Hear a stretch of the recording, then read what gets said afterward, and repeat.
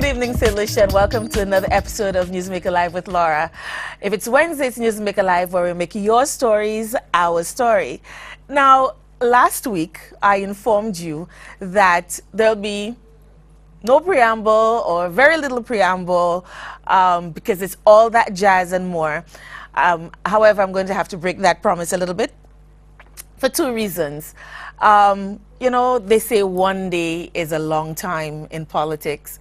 1 week apparently is a very, very long time in my life, and in generally speaking, this is going to be my last NewsMaker Live with Laura. Yes, it's going to be my very, very last show. Sitting in this chair, greeting you on a Wednesday evening, you know, asking you to join me in a conversation with a guest or with myself or with ourselves. Yeah, but it's not a sad moment. It is sad for me in a little bit because, you know, I don't get to come in on a Wednesday and say, this is NewsMaker Live with Laura, but it's not the last time you're going to see me, be assured of that. And you will get some more information where that is concerned in the days to come. But tonight is my very last night greeting you, NewsMaker Live with Laura. Yes. Now, that's the first one. The second one, I cannot help but lend my voice to the many dissenting voices that have been clamoring the airwaves lately when it comes to the media being under attack. Couple of weeks ago, we had the president of the Media Association, Clinton Reynolds, tearing up a document from a letter that he received from a lawyer on behalf of the president of the Senate. And, you know, between Timothy Pauleon and Clinton Reynolds, there has been a furor about the press or the media being under attack. And here's my take on it. I just couldn't let this go. I have to break my silence on this. The media very much is under attack, in my opinion. I believe so. I mean, we only have to remember comments such as, you know, media terrorists and, you know, and the like over the past years. The media has always come under fire. But this time around, it seems to be, I wouldn't say worse, but certainly the number of lawsuits that have been threatened in the past years, over the recent years, it's unbelievable. You know, Timothy has been threatened with lawsuit after lawsuit, have been asked to apologize for one thing or another. I mean, and usually it's about the most arcane things. Imagine being asked to apologize for reading something on a talk show that has been out there in the public domain for a while. Imagine being threatened and asked to apologize, but the originator of the document is not even questioned or even looked at. You know, imagine a citizen of this country being threatened and asked to apologize for commenting on said document that was put out there in the public domain. Imagine being vilified for asking a question.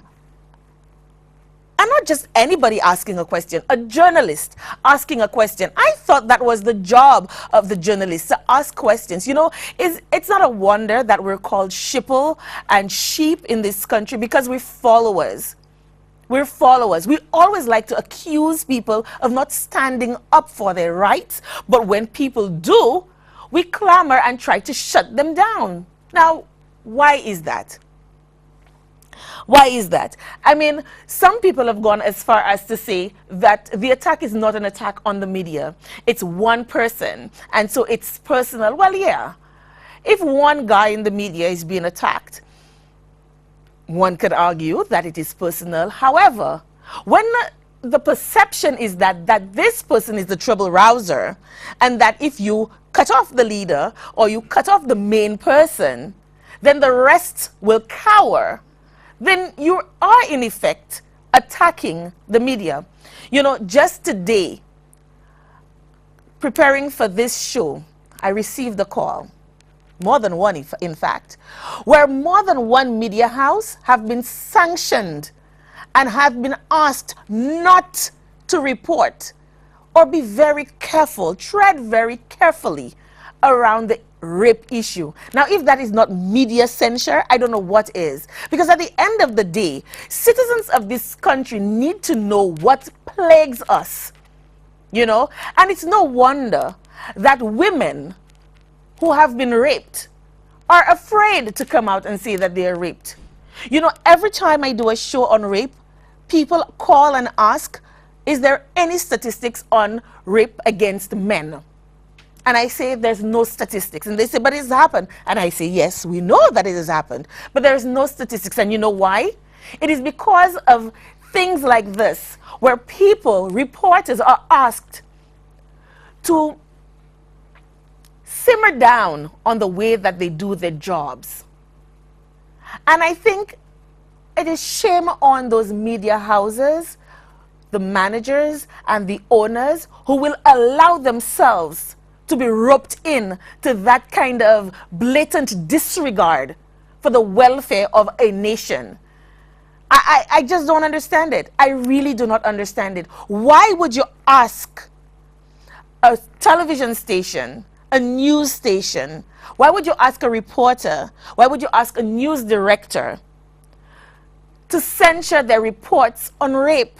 It is a scourge. And no matter how much we try to sweep it under the rug, no matter how much we try to hide it, it is something that is going to stay with us. It is something that is going to continue to kill our people, our young girls and our women. It is something that is going to continue to kill our families. It is something that is going to continue to kill our societies, our communities, and by extension, our nation, if we continue to do the same thing repeatedly. It is insanity. It is madness. And let me tell you something, St. Lucia. This woman here is not going to stop talking about rape until we see a decrease in the number of rape. Do you know that on average, St. Lucia reports 50 cases of rape a year? 50. And that is reported cases. What about those that are not reported? Because we have mama guide and made arrangement with the victims so that they do not report, because it will hurt somebody, because it will destroy a family. Well, you know what?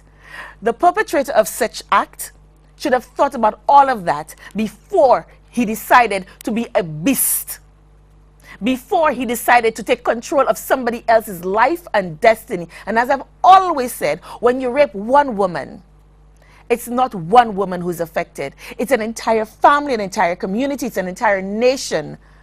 And you have not just raped her, you've killed her, because in her place is not the woman or the child who was full of life and energy and looking forward to the future.